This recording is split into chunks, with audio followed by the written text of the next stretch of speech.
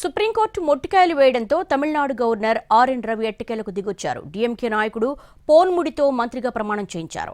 రాజ్ భవన్లో జరిగిన కార్యక్రమంలో పోన్ముడి మంత్రిగా ప్రమాణ స్వీకారం చేశారు. ఈ కార్యక్రమంలో తమిళనాడు సీఎం స్టాలిన్, కొందరు మంత్రులు పాల్గొన్నారు.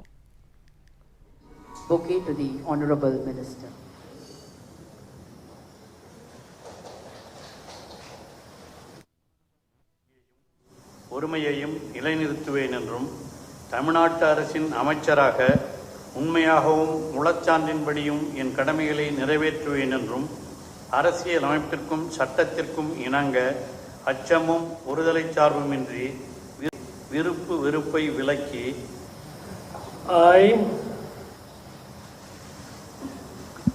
கா பொன்முடி என்னும் நான் சட்டப்படி அமைக்கப்பெற்ற இந்திய அரசியலமைப்பின்பால் உண்மையான நம்பிக்கையும் மாறா பற்றும் கொண்டிருப்பேன் என்றும் இந்திய நாட்டின் ஒப்பில்லாத முழுமுதல் ஆட்சியையும் ஒருமையையும் நிலைநிறுத்துவேன் என்றும் தமிழ்நாட்டு அரசின் அமைச்சராக உண்மையாகவும் ఆదాయానికి మించిన ఆస్తుల కేసులో మంత్రి పొన్ముడికి 3 ఏళ్ల జైలు శిక్ష పడింది.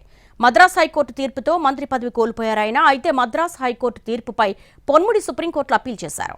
దీనిపై విచారణ జరిపిన సుప్రీం పొన్ముడికి విధించిన 3 ఏళ్ల జైలు శిక్షను తాత్కాలికంగా నిలిపేసింది. సుప్రీంకోర్టు ఆదేశాలతో పొన్ముడిని తిరిగి మంత్రిగా నియమించాలని సీఎం స్టాలిన్ సిఫార్సు చేశారు. కానీ పొన్ముడితో మళ్లీ మంత్రిగా ప్రమాణ స్వీకారం చేయించేందుకు గవర్నర్ రవి నిరాకరించారు. దీనిపై తమిళనాడు ప్రభుత్వం సుప్రీంకోర్టులో కేసు వేసింది.